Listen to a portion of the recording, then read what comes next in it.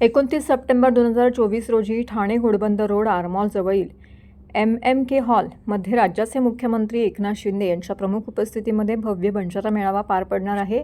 सेवा फाउंडेशन महाराष्ट्र आयोजित या मेळाव्यामध्ये मुख्यमंत्री एकनाथ शिंदे यांनी नवी येथे बंजारा भवनासाठी 5000 चौरस फूट एवढी जागा उपलब्ध करून दिल्याने त्याचा भव्य नागरी सेवा फाउंडेशन महाराष्ट्र आयोजित मेळाव्यामध्ये मुख्यमंत्री एकनाथ शिंदे यांनी बंजारा भवनासाठी 5000 चौरस फुटाची जागा उपलब्ध करून दिल्याबद्दल त्यांचा भव्य नागरी सत्कार करण्यात येणार आहे। तर आमदार प्रताप सरनाईक यांनी त्यांच्या मतदारसंघामध्ये बंजारा समाज भवनासाठी जागा देणार असल्यामुळे त्यांचा देखील येथे सत्कार करण्यात येणार आहे। सदर मेळावा सेवा फाउंडेशनचे अध्यक्ष प्रकाश राठोड यांच्या नेतृत्वामध्ये पार पडणार आहे। ठाणे शहर व जिल्ह्यात बंजारा समाज बहुसंख्येने आहे। समाजाच्या विकासाच्या दृष्टिकोनाने हा मेळावा अतिशय महत्त्वाचा ठरणार आहे। कारण ठाणे शहर, लोकमान्य नगर, किसन नगर, कापूरबावडी यांचा विविध वेगवेगळ्या भागामध्ये बंजारा समाज स्थानिक रहिवासी म्हणून बहुसंख्येने वास्तव्यास आहेत। तरी देखील मोजकेच सरकारी नोकर वर्ग वगळता उर्वरित समाज हा मोलमजुरी करून खातो। अशा समाजाची प्रगती होणं आवश्यक आहे। ठाणे जिल्ह्यात मोठ्या प्रमाणात राहणारा बंजारा समाज फक्त मतदानासाठी मर्यादित नसून सत्तेत भागीदारी घेण्यासाठी सज्ज आहे। सदर पत्रकार परिषदेमध्ये ही माहिती देण्यात आली। यावेळी सेवा फाउंडेशनचे विविध पदाधिकारी येथे उपस्थित होते। मॅडम, ठाण्यामध्ये बहुसंख्येने बंजारा समाज वास्तव्य करतोय। ह्या बंजारा समाजाच्या काही समस्या आहेत। ह्या समस्याचा निराकरण माननीय मुख्यमंत्री यांच्याकडून व्हावा। आणि दुसरी गोष्ट आहे, माननीय मुख्यमंत्र्यांनी नवी मुंबई बेलापूर येथे बंजारा समाज भवनासाठी 5000 स्क्वेअर फूटची जागा उपलब्ध करून दिलेली आहे। त्यानिमित्त आम्ही मुख्यमंत्र्यांचा नागरी सत्कार आणि प्रताप सरनाईक जे आमदार आहेत त्यांच्या मतदारसंघामध्ये त्यांनी आम्हाला समाज भवनासाठी जागा देणार आहेत आणि त्याच्यामध्ये ते घोषणा देखील करणार आहेत। त्यांचाही नागरी सत्कार आहे। या नागरी सत्कारासाठी संपूर्ण ठाणे परिसरामधील बंजारा समाज उपस्थित असणार आहे आणि हा नागरी सत्कार आणि प्लस काही मागण्या आहेत त्याकरिता हा बंजारा मेळावा आयोजित करण्यात येणार आहे। हा कार्यक्रम रविवार 29 सप्टेंबर 2024 या रोजी ठाण्यातील घोडबंदर रोड MMK हॉल आरमॉल जवळील MMK हॉल येथे दुपारी 3 ते 6चा टायमिंग आहे। यावेळेस तो मेळावा पार पडणार आहे। महाराष्ट्रातील भगिनींना आधार देणारी राज्य शासनाची मुख्यमंत्री माझी लाडकी बहीण योजना। या योजनेअंतर्गत अल्प उत्पन्न गटातील 21 ते 65 वयोगटाच्या भगिनींना मिळणार दरमहा 1500 रुपयांची मदत। अर्ज करण्यासाठी 31 ऑगस्ट 2024 पर्यंत मुदतवाढ। कुटुंबाचं वार्षिक उत्पन्न 2.5 लाख रुपयांपेक्षा कमी असलेल्या महिला पात्र। कुटुंबाकडे पिवळं किंवा केशरी रेशन कार्ड असल्यास उत्पन्नाचा दाखला आवश्यक नाही। पांढरं रेशन कार्ड असेल किंवा रेशन कार्ड नसेल तर कुटुंबाचं वार्षिक उत्पन्न 2.5 लाखांपेक्षा कमी असल्याचा दाखला आवश्यक। योजनेसाठीचा ऑनलाईन अर्ज नारी शक्ती दूत ॲपवरून किंवा पोर्टलवर भरता येईल। ज्या भगिनींना ऑनलाईन अर्ज भरता येत नसेल त्यांच्यासाठी अंगणवाडी, ग्रामपंचायत, वॉर्ड ऑफिस, सेतू सुविधा केंद्रामध्ये किंवा आशाताई बचत गटाच्या CRP यांची मदत उपलब्ध। आता आपल्याला अभिमानाने म्हणता येईल, सुखी आणि सुरक्षित आहे माझी लाडकी बहीण।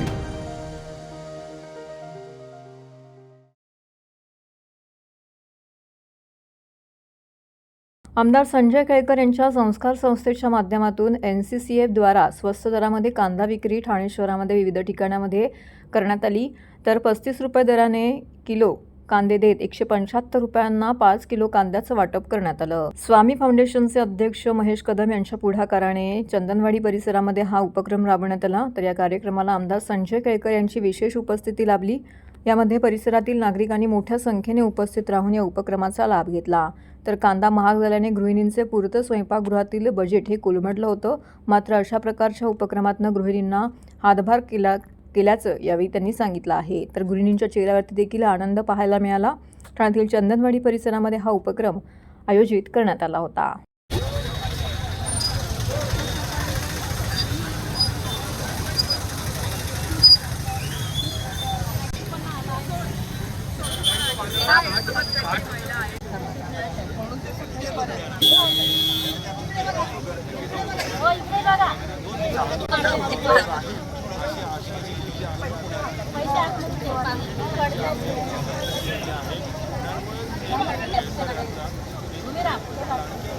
कांद्याचे भाव चढ उतरत असतात आणि आता तर कांद्याचे भाव 80 रुपये, काही ठिकाणी 70 रुपये, 60 रुपये असे झाले आणि त्याच्यामुळे मोदीजींच्या आशीर्वादाने NCCF ही जी संस्था आहे याच्या माध्यमातून 35 रुपये किलोने कांदा जो आहे तो आम्ही लोकांपर्यंत पोहोचवत आहोत.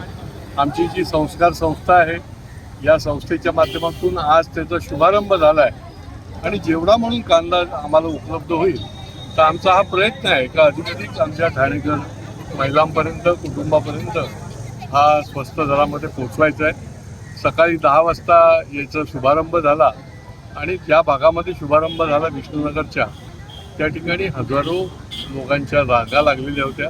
शिस्तबद्ध पद्धतीने त्या ठिकाणी हा कांदा जो आहे तो त्यांना दिला गेला. मला वाटतं ठाणे शहरामध्ये आमचे मार्गदर्शक जनसेवक आमदार संजय केळकर साहेब यांच्या संकल्पनेतून जो आज 35 रुपया प्रति किलो प्रमाणे 175 रुपयाचं 5 किलो कांदे बॅग जी आज वाटप करण्यात आलेली आहे. मी केळकर साहेबांचा सगळ्या महिला भगिनींतर्फे आभार व्यक्त करतो की लाडक्या बहिणीनंतर लाडक्या गृहिणीचा साहेबांनी विचार केला आणि सकाळी 11 वाजल्यापासून इथे महिलांचा ओघ चालू झाला आहे.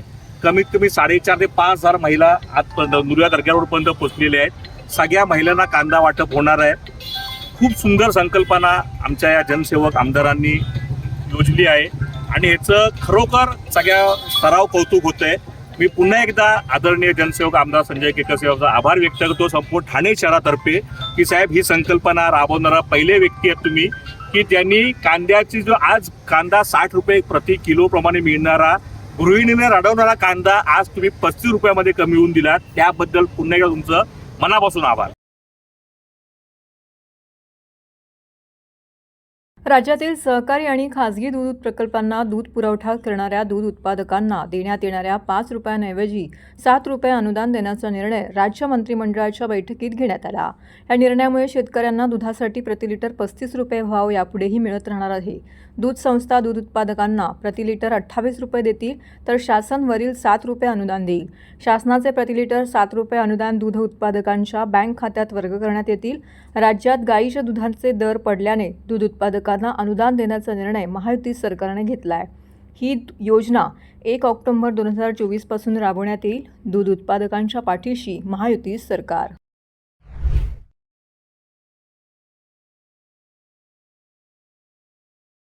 राज्यातील सहकारी आणि खासगी दूध प्रकल्पांना दूध पुरवठा करणाऱ्या दूध उत्पादकांना देण्यात येणाऱ्या 5 रुपयांऐवजी 7 रुपये अनुदान देण्याचा निर्णय राज्य मंत्रिमंडळाच्या बैठकीत घेण्यात आला आहे. या निर्णयामुळे शेतकऱ्यांना दुधासाठी प्रति लिटर 35 रुपये भाव यापुढेही मिळत राहणार आहे. दूध संस्था दूध उत्पादकांना प्रति लिटर 28 रुपये देतील तर शासन वरील 7 रुपये अनुदान देईल. शासनाच्या वतीने प्रति लिटर 7 रुपये अनुदान दूध उत्पादकांच्या बँक खात्यात वर्ग करण्यात येतील. राज्यात गाईच्या दुधाचे दर पडल्याने दूध उत्पादकांना अनुदान देण्याचा निर्णय महायुती सरकारने घेतला आहे. ही योजना 1 ऑक्टोबर 2024 पासून राबविण्यात येईल.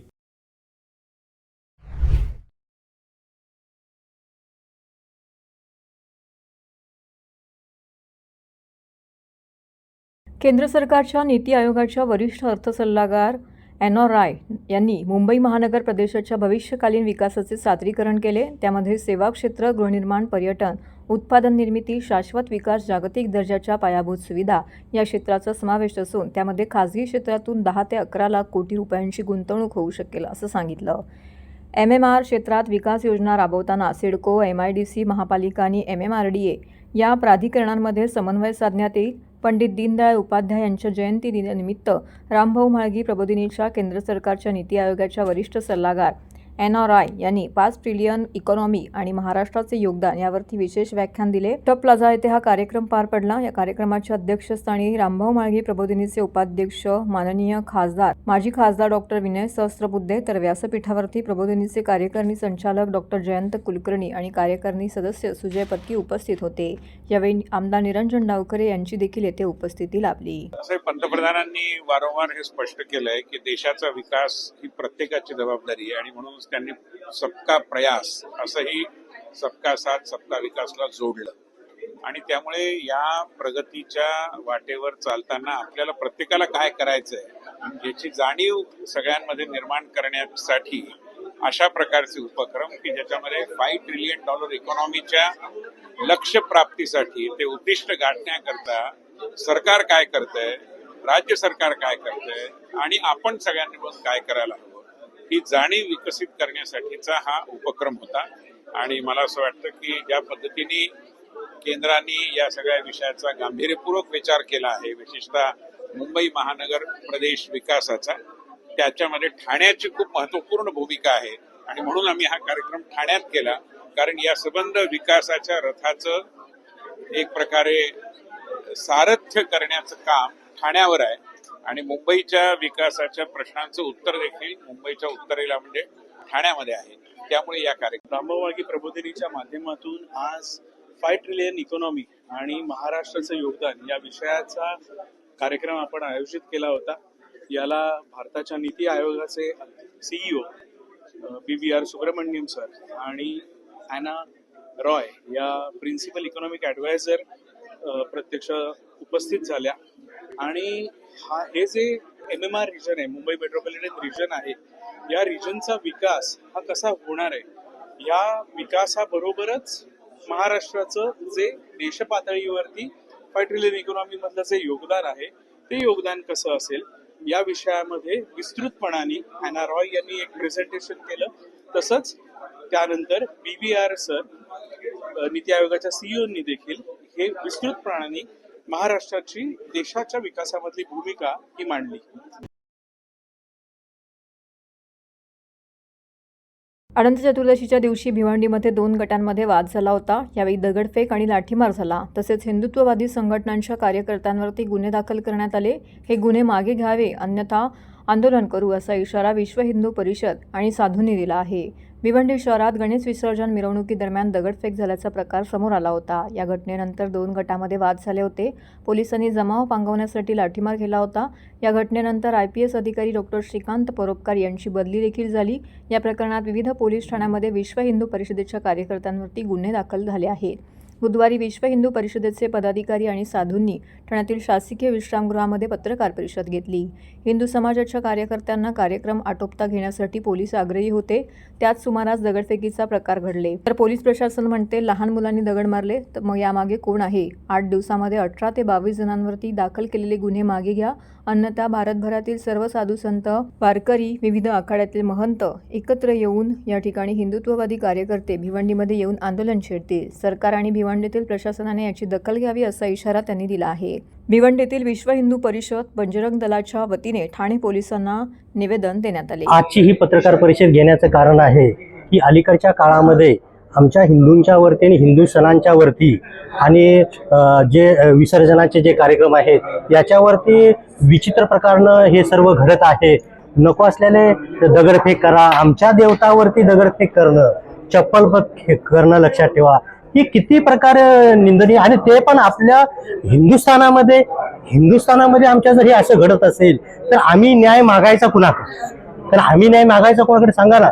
त्याकरता आपल्याला की आता येणारी जी नवरात्र आहे ह्या नवरात्रीमध्ये हे जे कार्यक्रम आमचे जे होणार आहेत त्याच्यावरती प्रशासनानं आणि तिकडल्या काही अधिकाऱ्यांनी व्यवस्थितपणे ड्रोनच्या माध्यमातून लोकांना कळलं पाहिजे, तुम्हाला कळलं पाहिजे की ड्रोनच्या माध्यमातून तुम्ही निरीक्षण करा की खऱ्या पद्धतीनं कोण तिथं कारणीभूत आहे. त्याला पकडून तुम्ही त्याला ताबडतोब तुम्ही शिक्षा करावं. आणि असे ज्या विकृत पद्धतीचे जे लोक आहेत, आम्हाला मुसलमानांच्या ह्याच्याबद्दल विरोध नाही आहे, पण जे विकृतीचे जे लोक आहेत त्या विकृतीच्या लोकांना त्यांच्या विकृतीला विरोध आहे आमचा. आता या पद्धतीनं आम्ही CP साहेबांना आमच्या जे काही आहेत मागण्या ते त्या संदर्भामध्ये आम्ही निवेदन दिलेलं आहे. आणि त्यांनी पण आम्हाला आश्वासित केलेलं आहे की आम्ही ते निवेदनाच्या पद्धतीनं कारवाई करू. अन्यथा ही कारवाई झाली नाही तर सकल